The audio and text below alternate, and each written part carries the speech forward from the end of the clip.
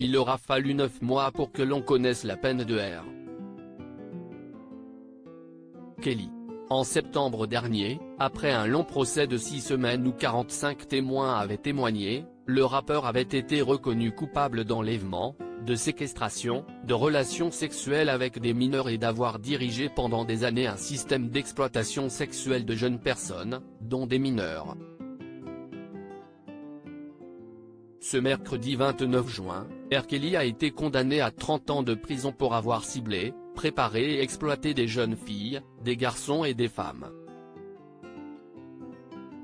Dans leur dernier réquisitoire, les procureurs du tribunal fédéral de Brooklyn réclamaient au moins 25 années de réclusion criminelle en raison du danger que représenterait Robert Kelly, pour ses victimes et pour l'opinion publique.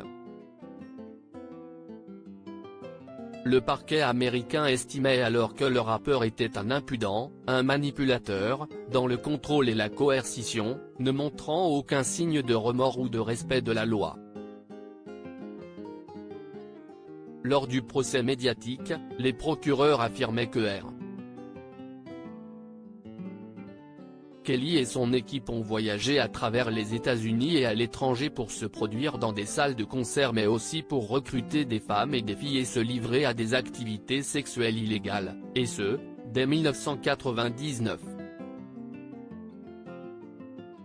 R. Kelly s'est attaqué à de jeunes femmes et à des adolescents dont les rêves de rencontrer une superstar se sont rapidement transformés en cauchemars de viol, de pédopornographie et de travail forcé, déclarait Nigel Melandé, agent spécial chargé des enquêtes sur la sécurité intérieure, dans un communiqué après l'inculpation de R.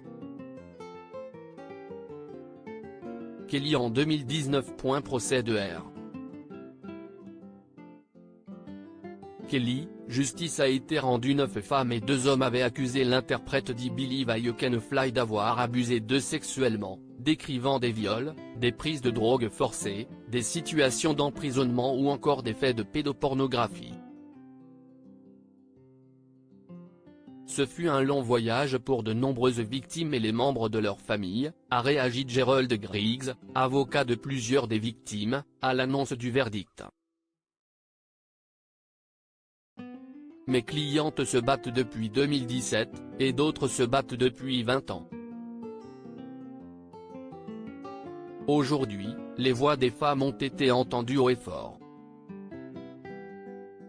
C'est un processus pour obtenir justice, et elles attendent avec impatience la condamnation, ainsi que ces 3 autres procès.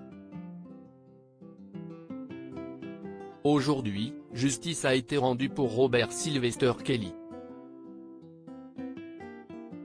Pour l'avocate Gloria Allred, qui représente 3 des 6 plaignantes, le verdict contraire.